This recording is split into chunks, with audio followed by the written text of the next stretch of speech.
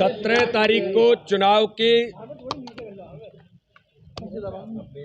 रात्रि के दौरान राजनगर विधानसभा में जो घटना घटी, भारतीय जनता पार्टी के प्रत्याशी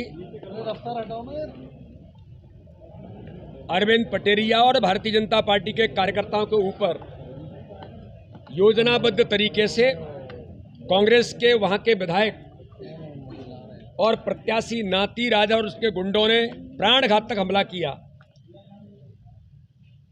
और प्राणघातक हमला करने के बाद जिस प्रकार से उन्होंने पटकथा लिखी कि उनके ड्राइवर की हत्या कर दी गई, स्वयं उनके पूर्व मुख्यमंत्री कमलनाथ जी ने ये कहा कि मैंने नाती राजा से बात की, कोई घटना नहीं की, सामान्य तौर पर बहस थी।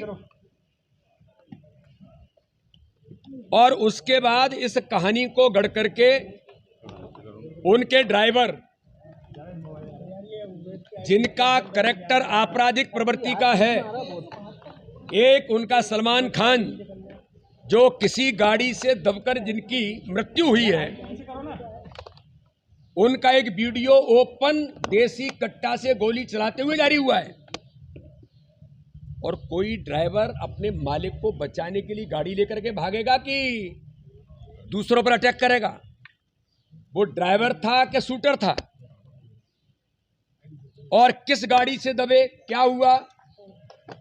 ये पुलिस प्रशासन ने, जिला प्रशासन ने जो 22 कार्रवाई की है, भारतीय जनता पार्टी के प्रत्याशी सहित 20 कार्यकर्ता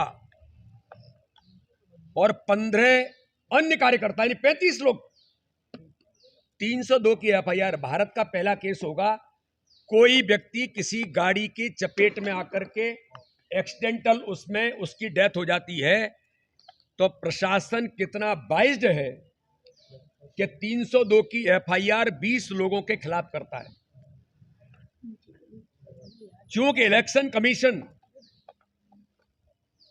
अभी पूरा प्रशासन जब तक आचार संहिता है इलेक्शन कमीशन के अंडर में है,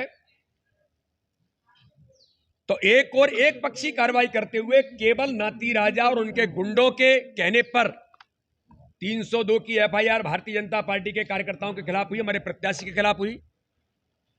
और उन्होंने जो प्राणघातक हमले किए, गोलियां चलाई, भारतीय जनता पार्टी के कई कार्यकर्ताओं की गाड़ियों को तोड़ दी।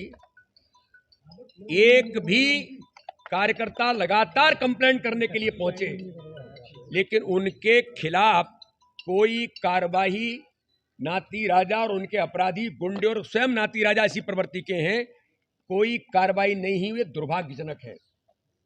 मैं पूछना चाहता हूं प्रशासन से, किसके दबाव में कार्रवाई की है और कैसे प्रशासन ने तय कर दिया 302 है? और दुर्भाग्यजनक पहलू यह है कि दिग्विजय सिंह जैसे नेता जो मध्य प्रदेश के अंदर चुनाव से पहले और चुनाव के बाद एक न्यूसेंस क्रिएट करना चाहते थे, हार की खींच के कारण चुनाव हार रहे हैं कमलनाथ, दिग्विजय सिंह। तो दिग्विजय सिंह ने जाकर के खजुराहो के अंदर राजनगर में थाने में बिना किसी की अनुमति के आचार संहिता लगे हुए कैसे धरना दिया? टेंट लगाया आपने, किससे अनुमति ली? और उसके बाद आप लोगों को प्रोवोक कर रहे हैं, मारो लोगों को। मध्य प्रदेश का वातावरण खराब करने का प्रयास ये दिग्विजय सिंह ने वहां पहुंच करके जो किया है, और दुर्भाग्यजनक है। हमने इलेक्शन कमीशन से कहा है कि उन अधिकारियों के खिलाफ कार्रवाई होनी चाहिए कि दिग्विजय सिंह ने बिना अनुमति के टेंट कैसे लगाया, कैसे दिग्विजय सिंह ने लोगों को प्रवोक किया, कैसे दिग्विजय सिंह वहां धरने पर रात में बैठे। अगर ऐसे अधिकारियों के खिलाफ भी कड़ी कानूनी कार्रवाई होनी चाहिए, जिन्होंने बिना किसी की अनुमति लिए आचार संहिता के दौरान इस प्रकार का आपराधिक कृत्य किया है। तो इसलिए आज हमने इलेक्शन कमीशन को कहा है, डीजीपी से भारतीय जनता पार्टी का प्रतिनिधिमंडल मिल रहा है, इस पूरे घटनाक्रम की जांच हो। और सलमान खान की जो मृत्यु है, मुझे संवेदना है, कोई भी व्यक्ति है, चाहे अपराधी हो या कोई भी हो, अगर किसी की मृत्यु हुई है, मैं उनकी मृत्यु पर संवेदना व्यक्त करता हूं, मेरे संसदीय क्षेत्र है।